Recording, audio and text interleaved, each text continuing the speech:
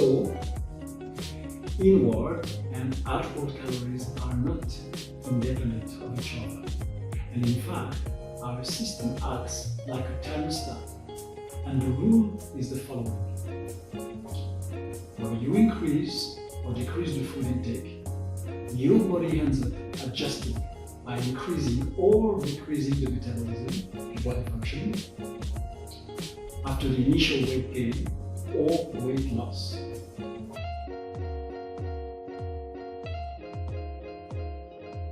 Hi guys! As you know, at Regenesis, we strive to give you another viewpoint than everything you've heard before about health. All what we'll discuss are principles of human body functioning.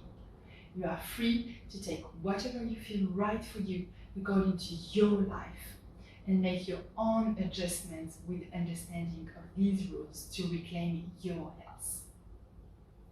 In South Africa, 67% of women are either obese or overweight, and 31% of men. That's 50% of the total population. These figures are from 2016, and the trend is unfortunately not towards an improvement, as you can imagine. And so weight gain and obesity and diabetes that often goes with the package are understandably a major concern to many, and finding lasting results is very much sought after. The idea is not to enter into religion here, but to understand why we are putting on weight. Is it a random phenomenon, or is it understandable? How to master it, how to monitor it? We'll try to answer those questions for those who have always been overweighted, those who are putting on weight while they're growing old, etc. We'll also talk about diabetes, obesity, and all the issues connected to weight gain. But before going any further, if you are not a member of our community and you want to get an excellent free Living Foods ebook to start your journey to get back to health, it is the beginning of a remedy and answer to the issue we are discussing today. Visit our website www.re-genesis.co.za. You just have to enter your name and your email address and you'll get that awesome ebook for free. The inspiration for this video comes from Jason Fung and Thierry Casasnovas. They did an incredible job on obesity. So, Ladislas, the first question that naturally pops up is, why do we put on weight? Hi everybody. Well, the first answer we are always given is we're eating too much. The underlying assumption is that we have a control on the quantity we eat. This is another one. There is another one. What comes in is independent from what goes out. In other words, what you've always been told is that weight gain is the difference between calorie intake and outgoing calories. Weight gain equals calorie intake minus calorie outtake. If the subtraction is positive, you put on weight. And if you put on weight, it means you have no willpower. Mm-hmm. So let's have a look at all this in details. You are self-aware of the calorie intake. Well, we know that appetite is controlled by hormones such as leptin, ghrelin, cholecystokinin, peptide YY, and the balance between all of them is complex and tricky. So we can be very skeptical in the ability of an individual to have a conscious control on their appetite, all the more as it is regulated by the hormonal system and the nervous system. So we can seriously doubt on the theory that you can control your calorie intake. Weight gain equal calorie intake minus calorie outtake. The assumption behind this is that calorie intake and calorie outtake are totally independent. In other words, if you increase your calorie intake, you're going to put on weight. If your outgoing calories remain the same, and if you decrease your calorie intake, you will experience weight loss. if your calorie outtake remains the same. The thing is, all the experiments on the matter have shown exactly the opposite. There is a very strong interdependence between intake and outtake calories. In the 1940s, the scientist Ansel Keys detailed his experiment in his book, The Biology of Human Starvation. He took tens of men and divided their daily calorie intake by 2 from 3,000 to 1,500. They started to lose weight, but at some point their weight loss stabilized and then they started to put on weight. This is what you may have experienced with restricted diets. So what happened? Well, Keys realized that when the body weight goes down by 10%, then the metabolism, in a nutshell, the outgoing calories, decreases by 10 to 15%, and hunger signals start to kick in. In Keys' experiment, the guinea pigs also experienced lower heart rate, sensitivity to cold, exhaustion, hair and fingernail loss, depression, obsession for food, emotional distress, and a fall of the metabolism up to 40%. So let's get back to the theory that says that weight gain is calorie intake minus calorie exit. Calorie exit is what is called basal metabolism, which is the quantity of energy the body needs to maintain itself. That's to breathe, your heart to beat, your blood pressure, basically your vital functioning. plus physical activity, walking, moving, blinking, thinking, etc., etc. So again, about the theories that says that weight gain is calorie intake minus calorie exit, Keys showed that if you decrease the calorie intake by 50%, you'll see the basal metabolism decrease by 40%.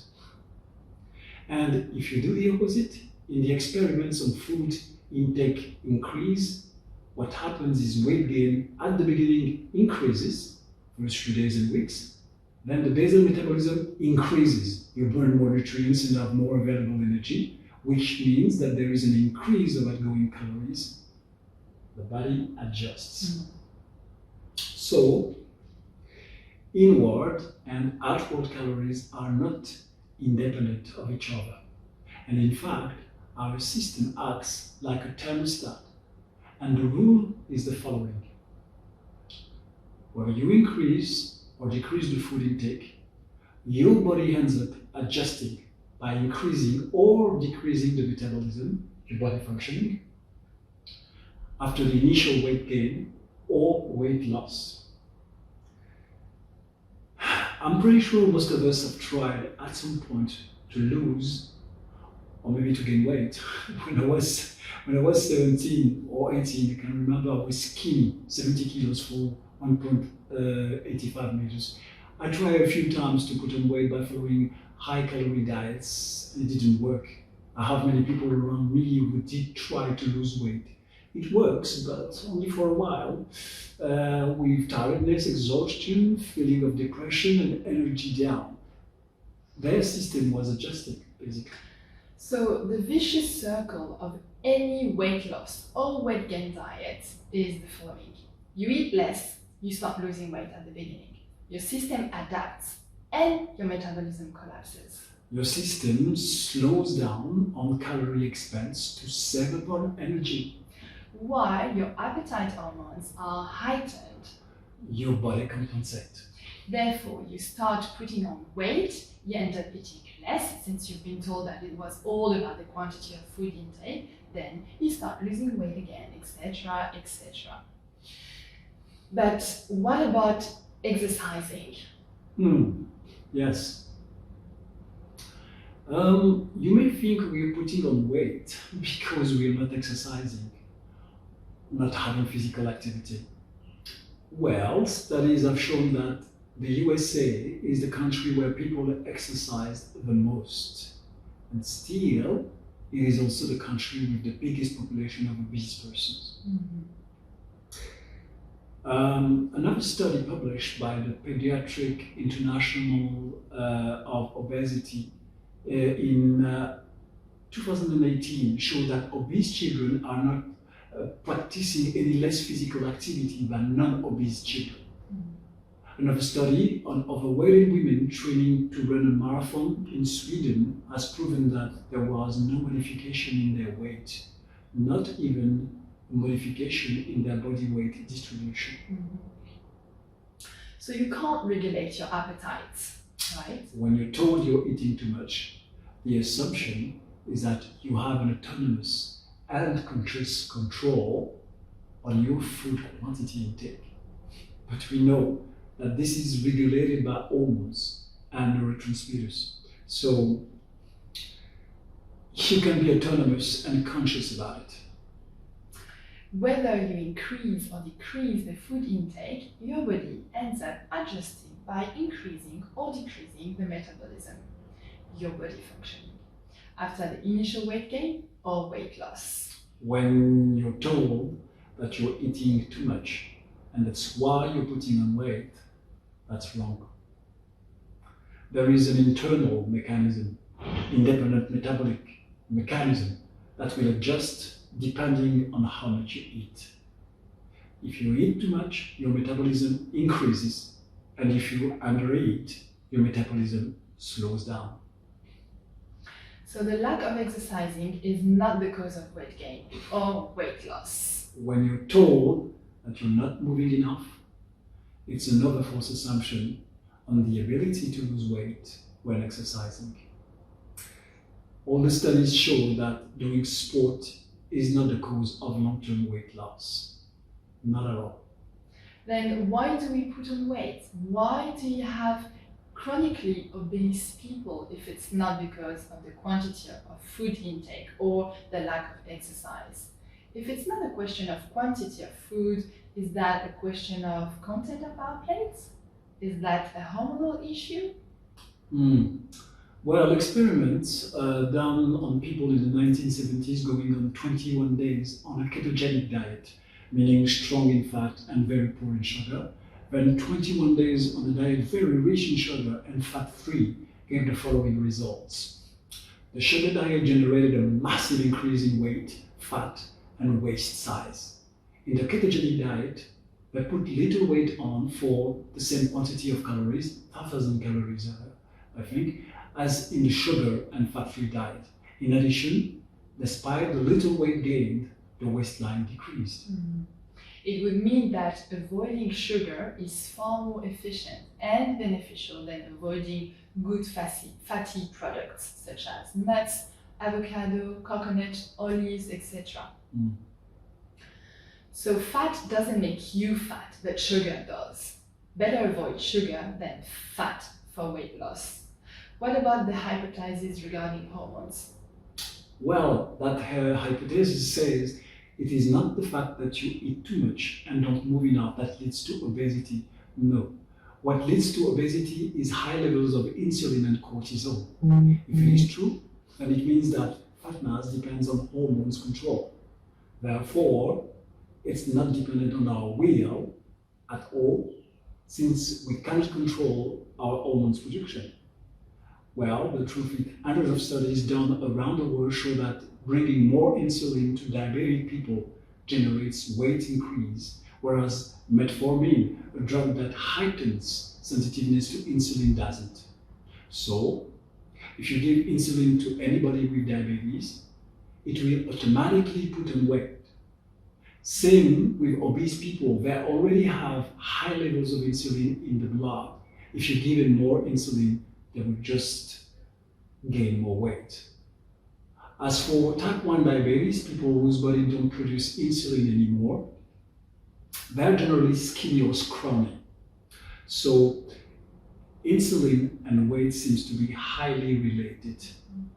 Insulin and sugar are apparently directly connected. The more sugar you eat, the quicker the signal of insulin production and storage into fat. Okay. I just need to summarize what we've seen so far. Go for it. No problem. First, our body acts like a thermostat around a targeted weight. If you eat more, you will gain weight. Same if you eat less, but only for a few weeks, because your system will quickly trigger some hormonal reactions to bring back to bring you back to your targeted weight. So if you eat more, your metabolism will speed up. And if you eat less, your metabolism slows down. You'll be more sensitive to cold and your weight loss will slow down as well. Mhm. Second, obesity is a hormonal imbalance. The hormonal system is an autonomous process. It doesn't depend on your will or your ability to practice some sport, etc. Rather, it depends on various parameters of the body connected to the parasympathetic nervous system, an autonomous system that slows our functioning. 3. Exercising is secondary for losing weight because in terms of calories spent and its impact on metabolism, it is minor. Additionally, there are compensation mechanisms. If you spend an hour and a half at the gym, you'll eat more and you'll spend less energy afterwards. 4. Insulin and cortisol are deeply involved in those processes. But you also have other hormones such as ghrelin related to hunger, leptin that send the signal that fat cells are full, and peptide YY.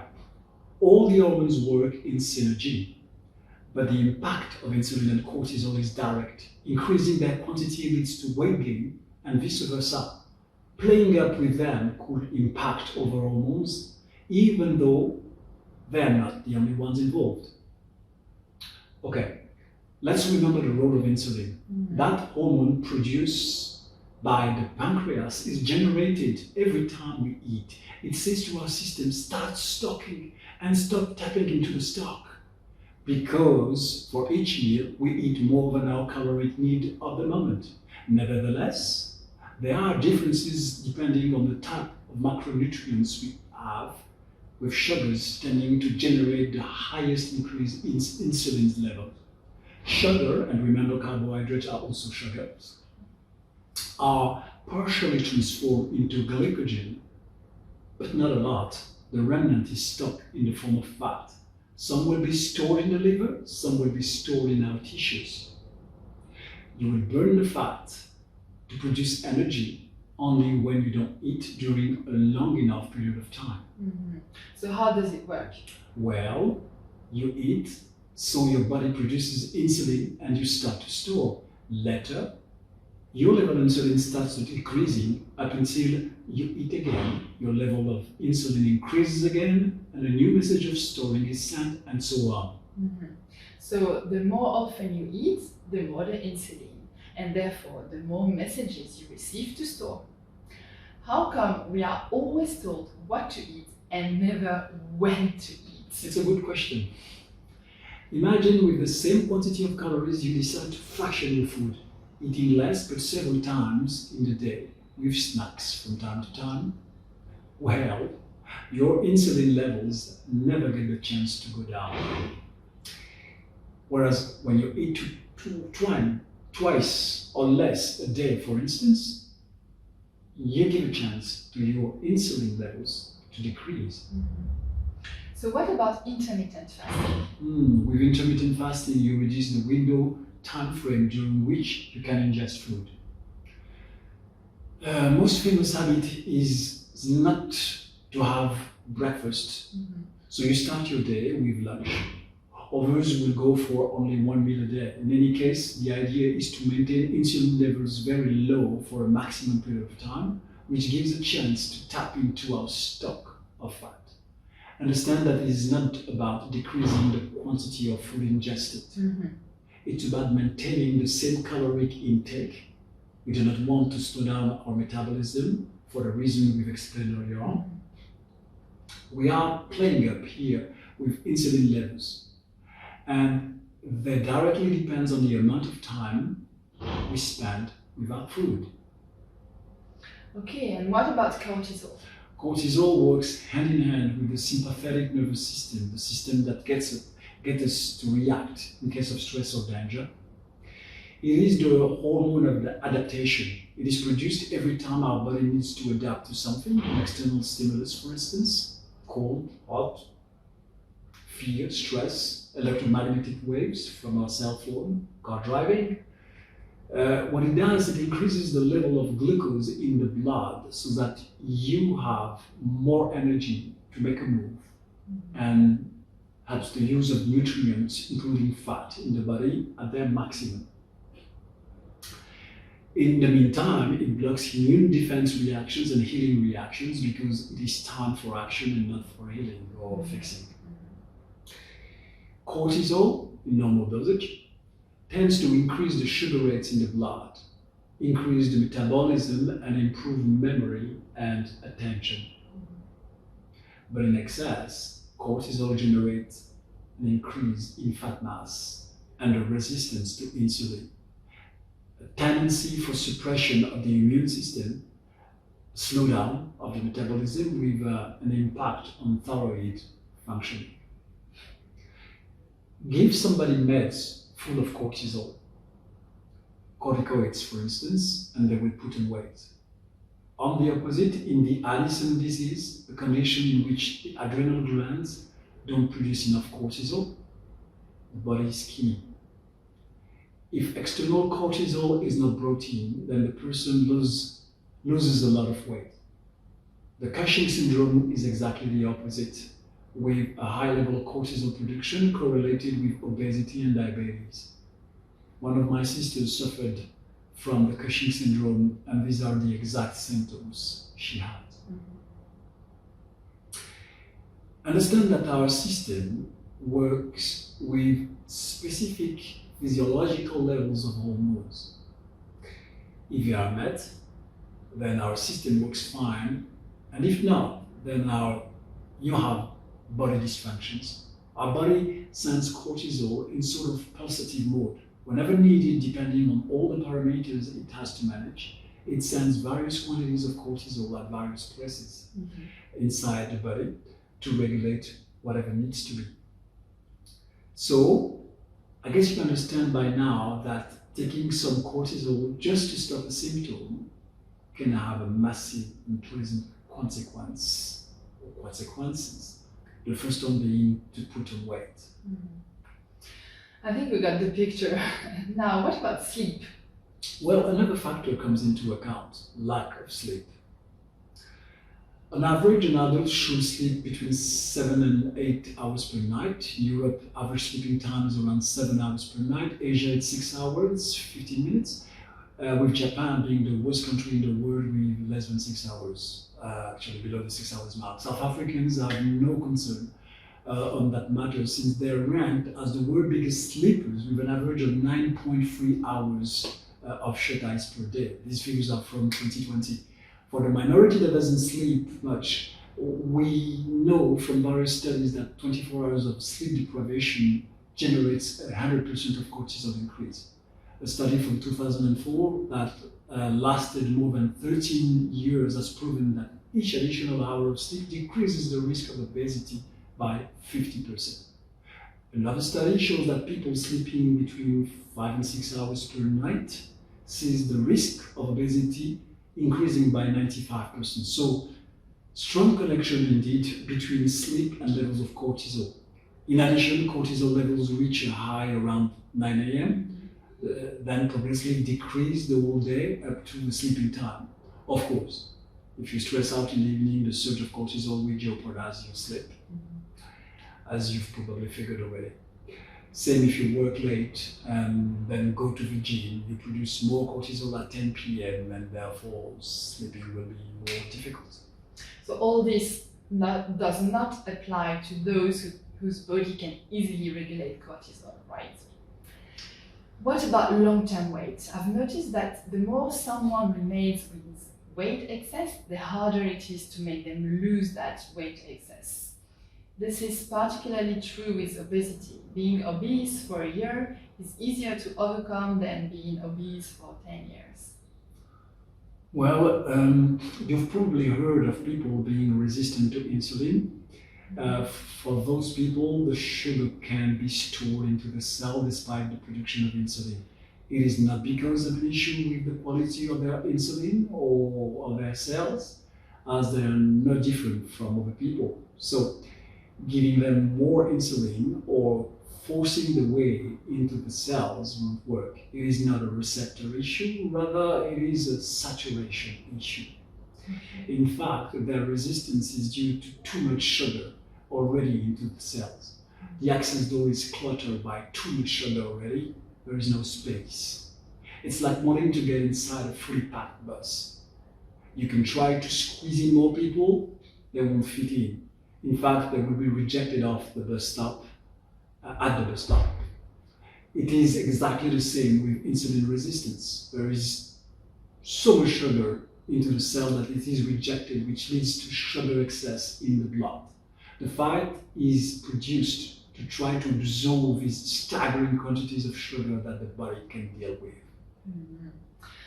So what we also realize is that the longer you have high level of insulin, the more resistance to insulin and vice versa, which makes total sense. If you think of it, the more sugars are present in your system, the more and the longer you are going to have production of insulin, and the easier the development of a resistance to it.